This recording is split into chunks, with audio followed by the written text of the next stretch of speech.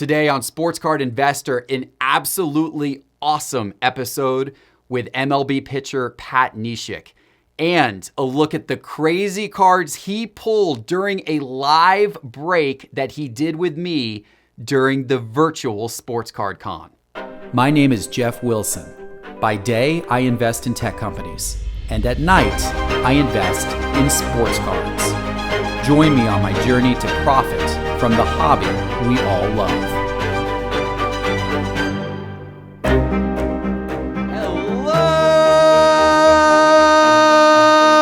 Hello, sports card investors, and welcome to another episode.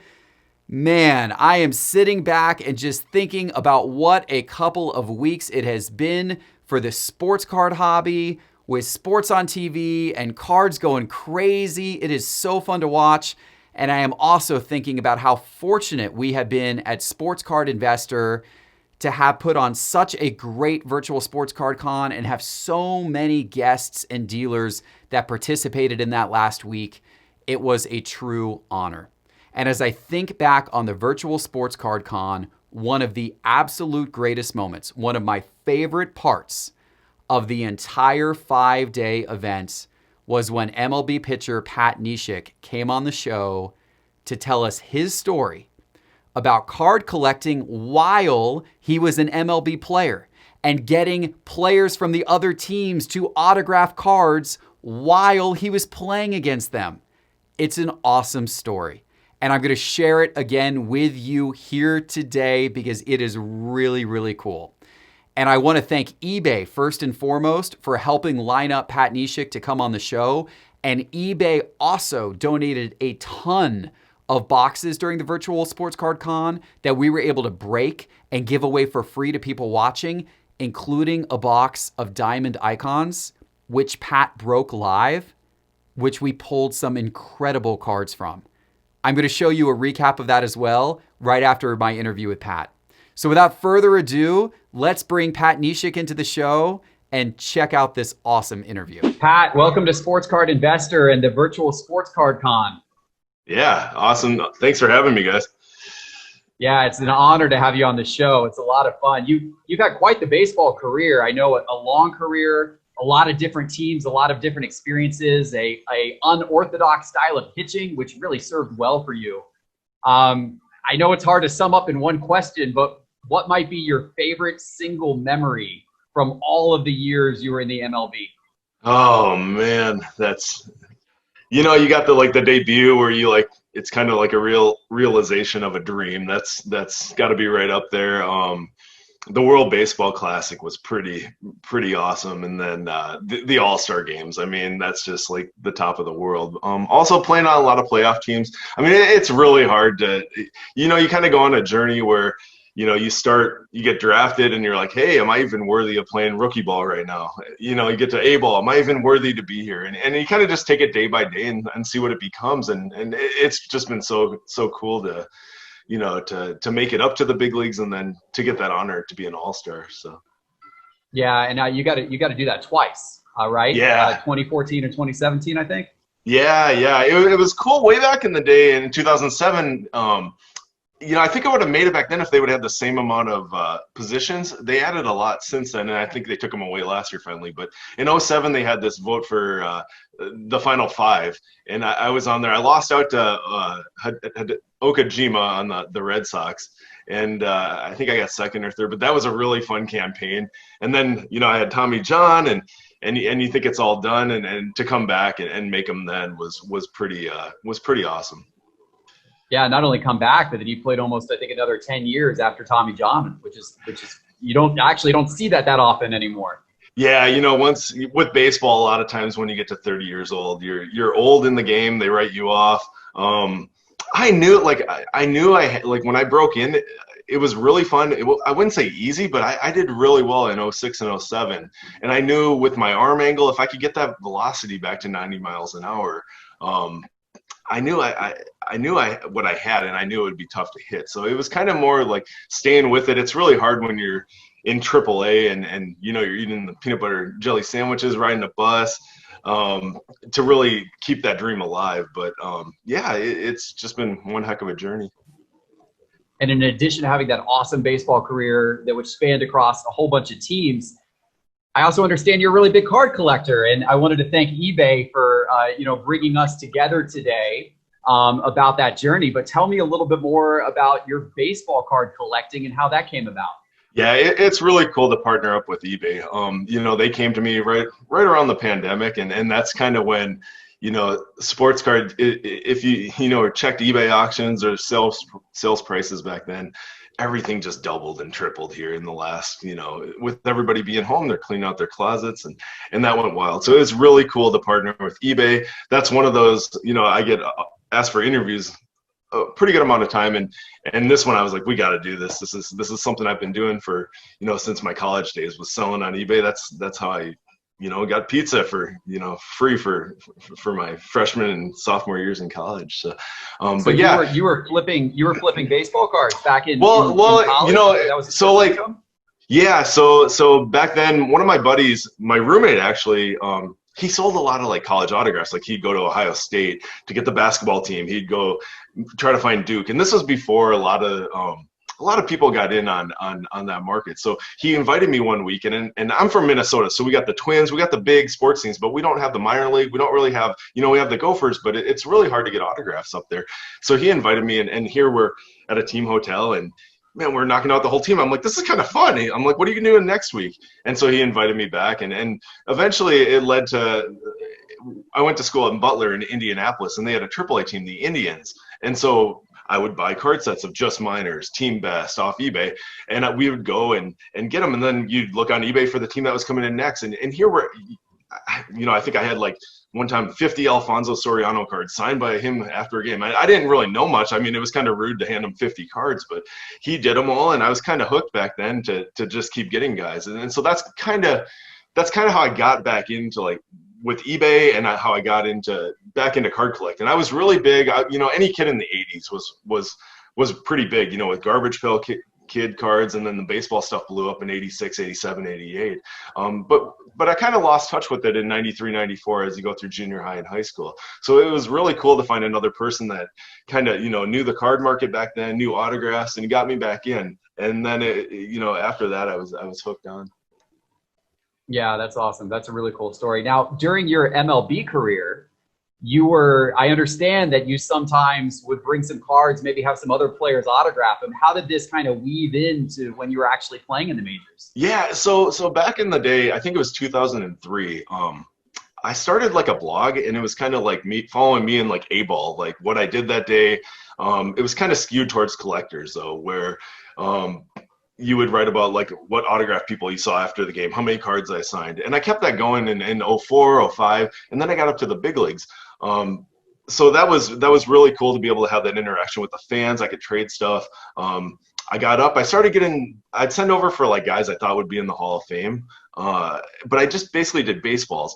And in 2008, I ended up tearing my elbow. And so I had to get Tommy John, and I sat around and I looked at my collection. I said, I have so much this weird stuff in this collection. And, I'd get on eBay. I would sell some of the stuff that didn't make sense. I would keep a lot of the stuff.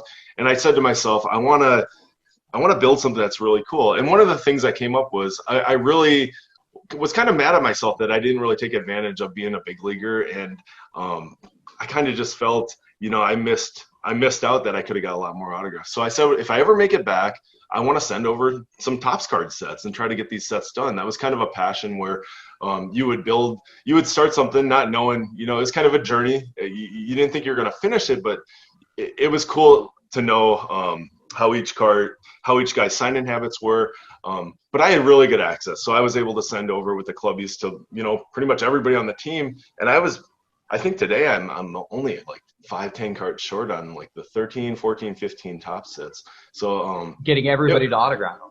Yeah, for the most part. Those sets have hundreds and hundreds of cards. So you literally have an autographed card of almost every single card those years. Wow. Yeah, they're really some of them, have like 5 guys on them, and it's like how would somebody be able to get that finished? So I think that alone, it's a pretty rare set. I mean, I know a lot of guys that did sets like in the 80s were able to finish them. Guys were, back then were a lot cooler about sign-in and they had better access, but it's really hard. I think those are going to be some of the rare sets as you go down the road. But I also relied, you would find some guys that the toughest ones for me were finding guys that were like rookies that got released. They would go back to Dominican Republic. They'd go back to Venezuela. So I would have to rely on eBay or talking with people on Instagram to try to find these and piece these together. So that was kind of the fun of it all. That's awesome. That's really, really cool. I hope you get one of those sets to 100%, because I'm sure that will be an absolute one of kind. You'll be the only person with it in the world, and that's certainly special. It's something special to hold on to. Oh yeah, it's. I think I'm gonna get them all graded by Beckett when that gets done. So. There you go. There you go. Is there a what's your favorite autograph you've gotten? Which one were you most excited about actually getting? There's some really cool ones. Man, I mean, some of my favorites were there was a card, Aroldis Vizcaíno. It wasn't him on the card. It was a 2015 Topps. It was some guy, I think his name was Yohanner Negrin, and he was there as they signed him as like a minor league contract, and they invited him over to the big league camp that day, and he pitched in the game, and somehow this pitcher got on Vizcaíno's card, and Vizcaíno wouldn't sign it. He said, "I'll sign the back, but I won't sign the front." So I was able to get him to sign the back. Then I had a buddy on Instagram. He was able to track. He said this guy was playing in Mexico, and so I sent him the card, and sure enough, he got him to sign it. And I mean, just stuff like that. It's like that card's complete now. So you got that card signed by the guy in the photo, plus the guy whose name is on the actual card. That's amazing. That's awesome. Yeah. Another one that was really cool. There was a 1970 Topps card with Herman Hill, and he tragically passed away in 1970, drowned in Venezuela. There's another guy on the card, Paul Ratliff. Well, anyways, I searched eBay for years, and somehow this card came up. It passed Beckett. It was real. Herman Hill signed this card. And that alone is like, I think they said people have only seen like 2 or 3 of these that have been authentically signed by Herman Hill. So the other guy, Paul Ratcliffe, he hasn't had any successes on Sport Collector Net or anything. So one of my buddies, Steve Grad, he's the head authenticator at Beckett, said, "Hey, I know where this guy lives. Let's go to his house, knock on his door, and see if he'll sign your card so you could finish it." We went out to Mr. Radcliffe's house. He answered the door. He was very accommodating. He let us in. He basically talked about how he just didn't like the state of baseball. That's kind of why, it brings back bad memories. That's why he didn't want to sign. But he let us in his house for an hour. We talked. He signed the card, and it was really cool to just connect with an old ball player and finish that card. So those are a couple of my really cool cards that I like.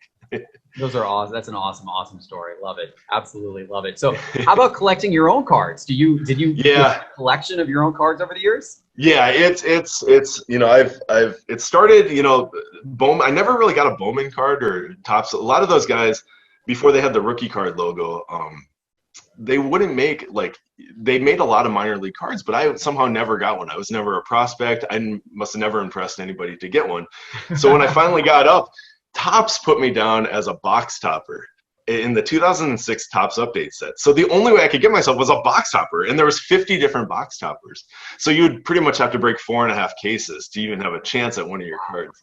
Yeah, so that was my first card. I had to solely rely on eBay because I'd have to rely on friends going to hobby shops. But I think I found 8 of them off eBay. Of the 25, I know there's one more out there. The guy's kind of holding it hostage. I think he wanted $500 and a couple jerseys, and I'm like, hey man, so he knows it's you. He knows it's you. Yeah. To buy it. It's cool. Like the people you find, it's like they're really cool. Like, hey, this is awesome. I'll send it to you for free. No, just take my money. But a lot of them will to put it up for like $400 and see what you'll offer. So that it's kind of the hunt is. Yeah. I'll always remember seeing those cards. I don't know if I'll get them. I do have a really large amount of my rarer ones, the 101s. It's just cool to collect. I always loved collecting when I was 5-6 years old, and to see myself on a card and have a rare version. It's fun to chase. That's awesome. Really, really cool. Do you have any family or good friends who collect with you on any of this? My dad used to do it, but it kind of just got a little insane where we were fighting over cards, and he's like, just do it yourself. I'll give you every one of yours. And so I see him. It's really. So your dad was buying your cards, and then you were upset. Yeah, we were probably outbidding each other. Ones. We weren't even talking. Nice. Yeah, it's one of those. But no, it's more like I'll find people on eBay, or like Instagram that'll be like, I player collect you, you know, and I'm like, well, I do too. So like, let me get the good ones. And, you know, so I kind of made a rule. I said, if it's like numbered less than 10, I'm not going to sign it because maybe we could work out a trade down the road, but everything else I'll sign. And so people have been really good though. It's been fun. Cool. Awesome, Pat. Thank you. Just a couple more questions. So first of all, I'd love to know who is the scariest hitter that you ever faced during your career? Oh man. Left-handed. I wouldn't say he was the scariest, but the guy just destroyed me was Raul Ibanez. I think he had like 2 walk-offs on me. Oh man, I could never strike he out. wasn't stealing signs, was he? Like, we need to make sure of that I don't think so, man. He crushed me in Seattle, and then he crushed me like 10 years later, and when he was on the Yankees. Right-handed, I think the toughest was Adrian Beltran. Like I always, you know, my thing was like I always wanted to strike people out, and I tried so hard. I think I faced the guy like 15 to 20 times, and he always found a way to make contact. He was just a very like, I don't know what it was. I would always get 2 strikes on him, and he would fall down, swing in, but he would somehow get to 2 strikes and then just turn it on. And he was a tough for me. Right-handers were pretty. It's pretty easy for me to get out. So to have somebody challenge me like that was fun. But I always knew it was gonna be a tough one to get him out. But those 2 guys. Right-handers batting average against you, it's absolutely incredible. The statistics pop off the page about how effective you were against right-handers. It's pretty remarkable. Yeah, it was. You know, you don't know that until, you know, you go through the minors, and then I know in 2006 I got up to the big leagues, and you know, you would read some stuff from other, you know, I'd check out the newspaper and see what other team said. And one day they did this article on me, and they got quotes from Brandon Inge, who was on the Tigers at the time. And he was like, I just don't even know what to do. I just pick a zone where the ball might be, and I kind of try to time it. And for me to know that, it just made me feel really good. And to better understand how I pitch, I would love to be up there to face myself and see what it does. Cause I don't even know, but you kind of get the hint after a while, what spots on the plate work for you, what pitches work. And that's something you just got to grow up and learn. Very cool. Very cool. Are there any young players, young pitchers maybe in baseball right now who, you know, particularly excite you that you think, okay, I really like what this guy's doing? Pitching wise, you know, these guys are all throwing 100 miles an hour. I've never seen anything like that. So that's definitely changed. The mentality of pitching though has changed a lot. A lot of guys are more into like these spin rates right now. You almost want some of the guys to have more of a competitive like fire in them, more so than like what they're projecting with their numbers and some of the stuff they do.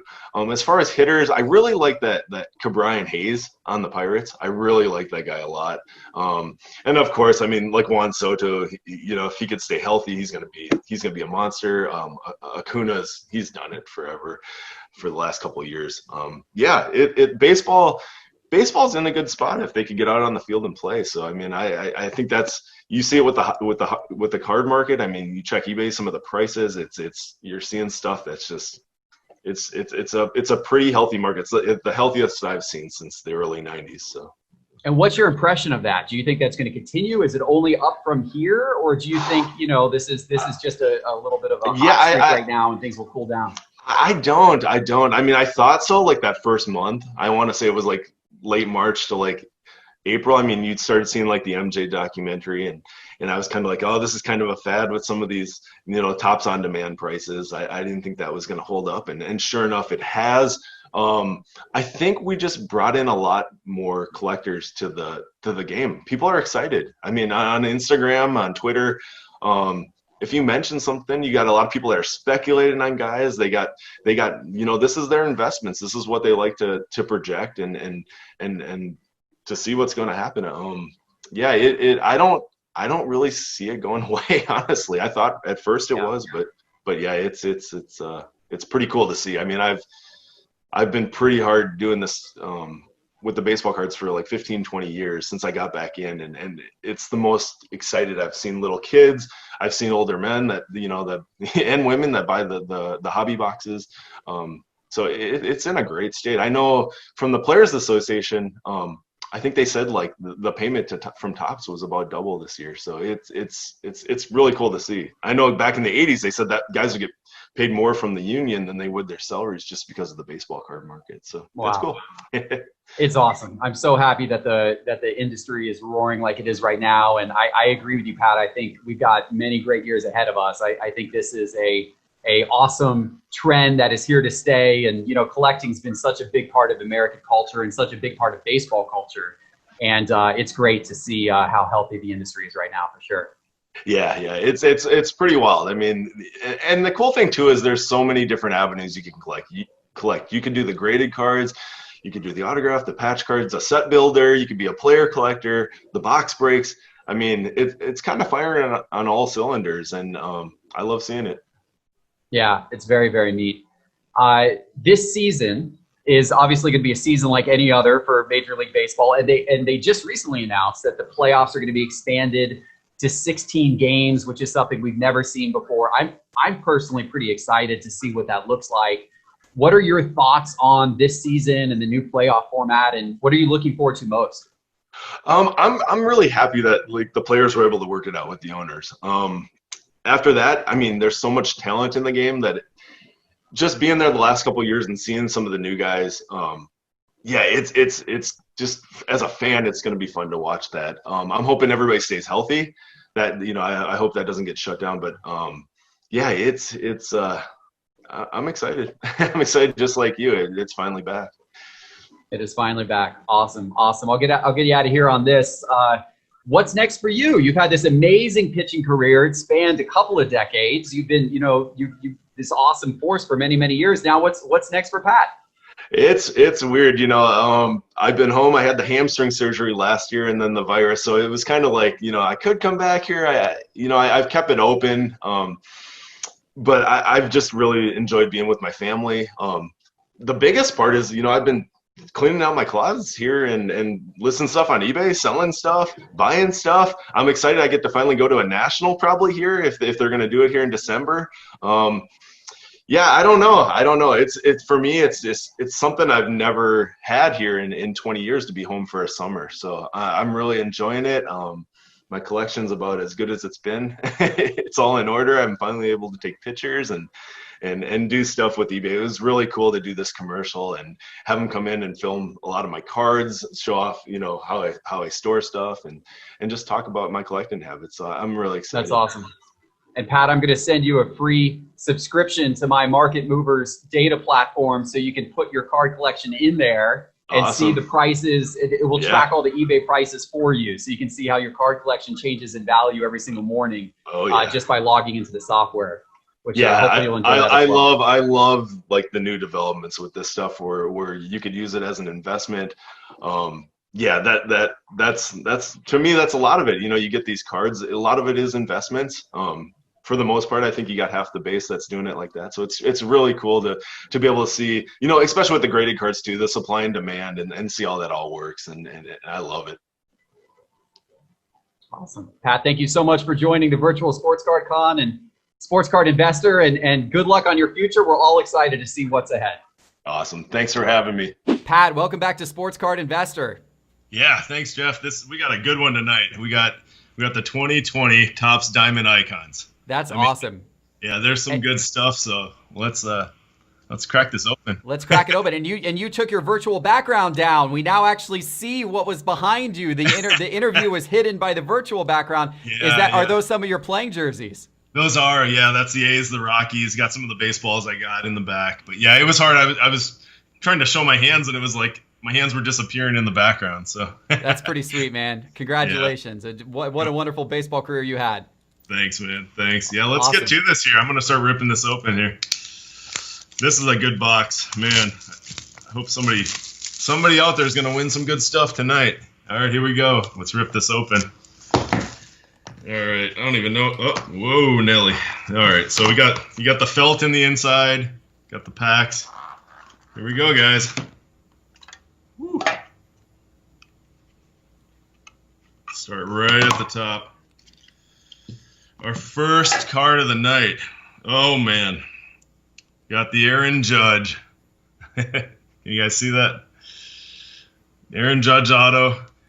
He was a good dude. It's number 3 of 5. I met him at the 2017 All-Star game, and he just seemed like he was happy to be there, and got to watch him do the home run derby. He was hitting balls on top of the roof, I think, in left field.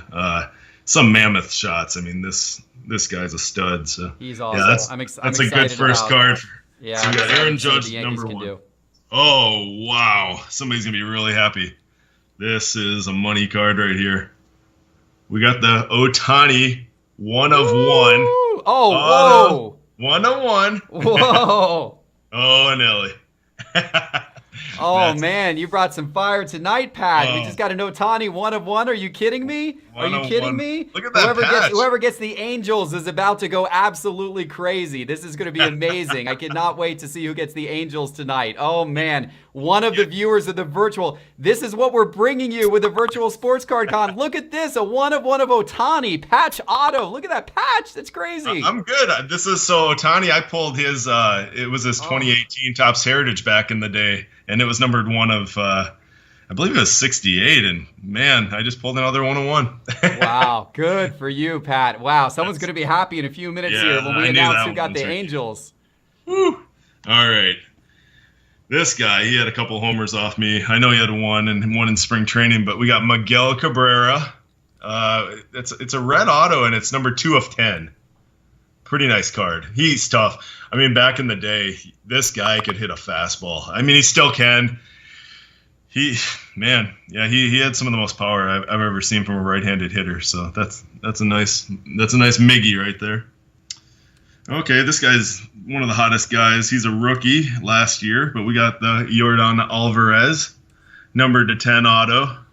Somebody's gonna be. I know there's a few collectors that are PCing him, and I really like Alvarez. He was great when he was called up last year. I know some people are down on the Astros players right now, and I get why. But he was a younger guy. I don't know how much he was caught up in all that stuff. I like Alvarez a lot. Yeah. So when I was with the Astros, they traded one of my good friends, Josh Fields, and they just threw him in. He was in, I think, rookie ball at the time. Wow. And yeah, that was a pretty good trade for the Astros. All right, this is my dad's favorite player, and this is who he always wanted me to grow up to be. Milwaukee Brewers, Robin Yount, patch card auto.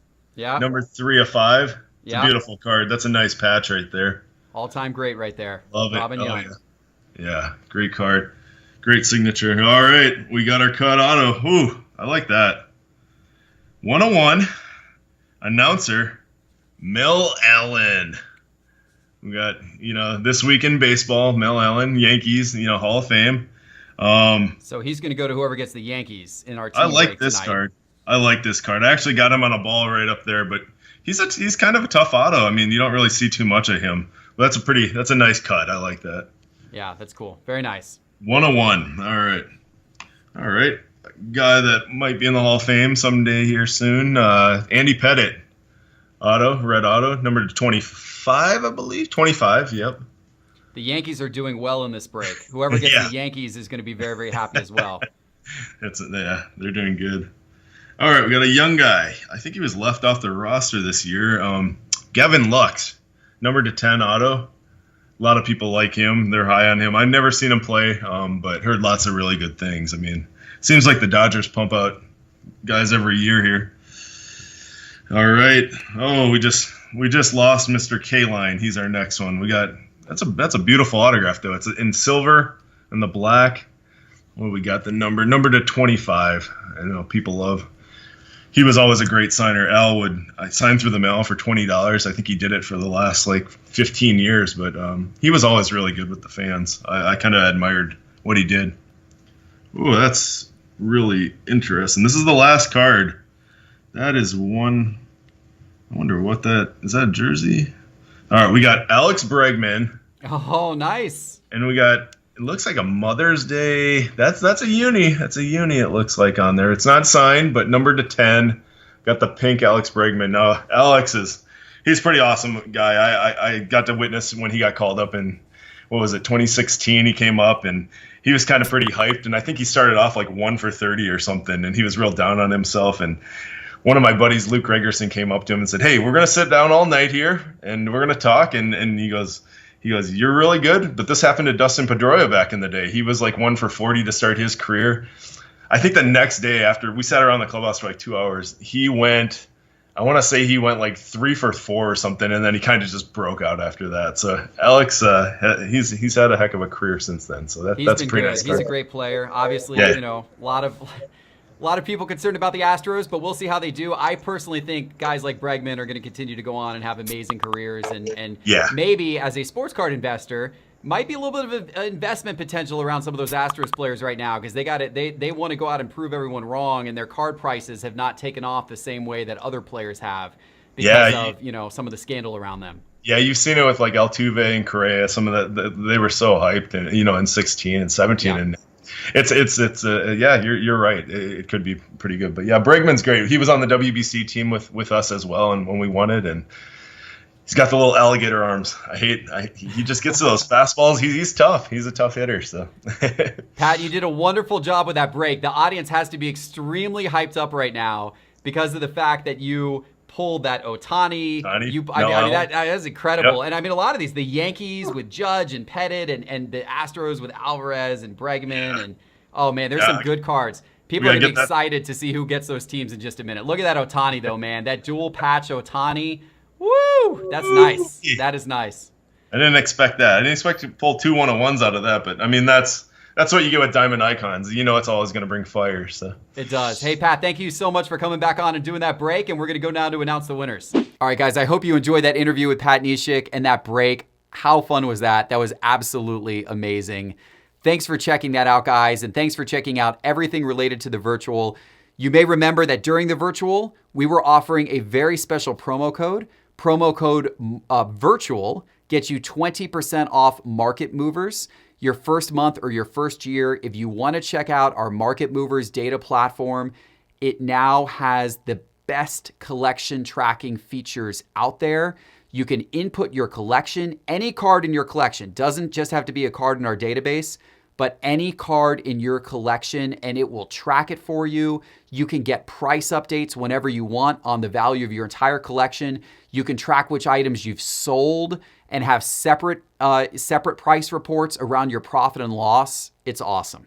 Give it a try. Go to sportscardinvestor.com and click on Market Movers in the main menu bar. And for a limited time, use promo code VIRTUAL for 20% off your first payment, whether it's monthly or annual. All right, guys, thank you so much for joining us. Hope your day is going well, and see you back here in a couple of days with my next episode. Take care.